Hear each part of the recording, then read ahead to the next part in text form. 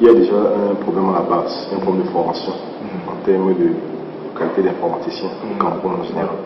Ce qui fait donc que à 70, 75 voire 80%, les chefs d'entreprise font beaucoup plus confiance aux produits qui viennent de l'extérieur.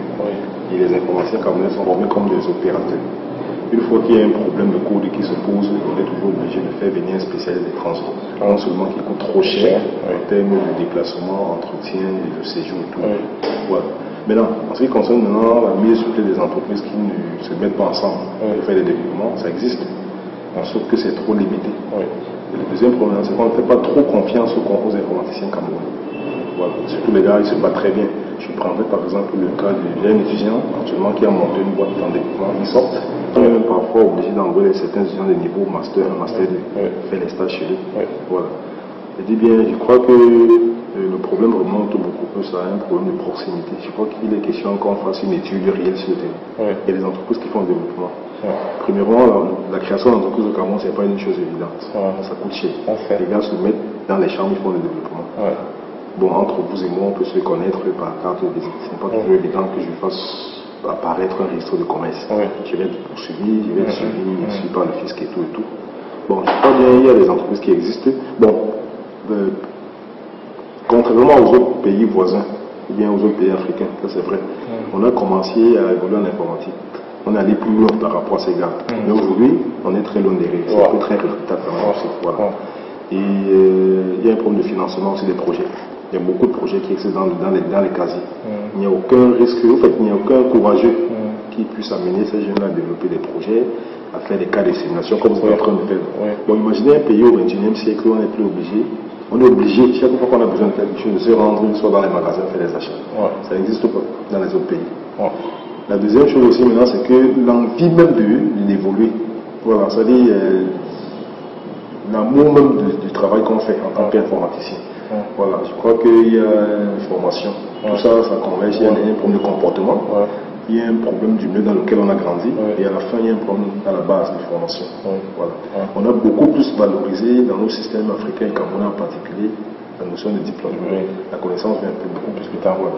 Il y a non seulement la qualité de projet. Dans nos différentes formations au Cameroun, on n'a pas mis un accent sur la notion dans le cours de gestion de projet, gestion et management des projets. Vous vous rendez compte que c'est en année licence qu'on fait gestion et management des projets. On devrait inculper ça dans la tête des étudiants, même dès la première année, sous un autre angle. Et le deuxième grand problème aussi, c'est un problème de la qualité de projet. Il ne faut pas ignorer, on a un très grand problème au Cameroun, c'est la qualité de ceux qui forment ces enfants. Il ne faut pas oublier ça. On vient un peu de divers horizons. Voilà. Et il faut aussi qu'on apprenne à faire confiance à ceux avec qui on travaille. Il y a un problème directement même des formateurs.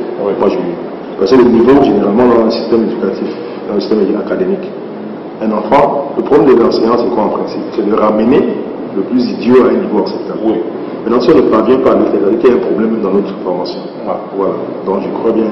Le premier problème, c'est la qualité des enseignants qui dispensent les cours, avant de voir directement la formation appliquée aux étudiants et dans les salles de classe. Et le deuxième problème en termes de migration, en termes d'émergence, on se bloque toujours à des gros projets qui viennent de l'étranger. C'est-à-dire qu'il y a aussi la définition même du cahier des charges des projets qu'on développe sur place. Voilà, il y a un problème à la base. Il y a aussi un problème d'égoïsme à la limite aussi. Un projet qui est développé par vous, bien par quelqu'un d'autre. C'est pas évident quand je cause avec vous montrer comment vous avez fait votre code. Les autres pays travaillent sous forme en synergie. Voilà. L'enseignement sur l'informatique en général, si on ne travaille pas en synergie, on ne va pas s'en sortir.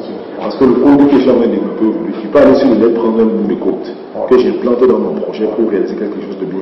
Mais si au départ le projet n'est pas déjà bien défini, on ne sait pas les tenants et les aboutissants d'un projet, on ne sait pas concevoir un cahier des charges, on ne sait pas manager un projet, on ne sait pas les différentes étapes d'un projet, ça va être difficile d'arriver au bout du projet. C'est très très difficile à ce moment.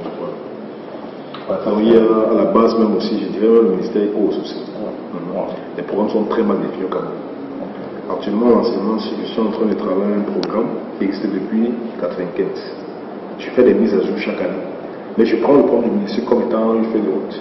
Je suis obligé, parce qu'on ne forme que les étudiants pour le diplôme, ils sont formés par rapport à un terrain qu'on doit pouvoir bousculer demain pour travailler.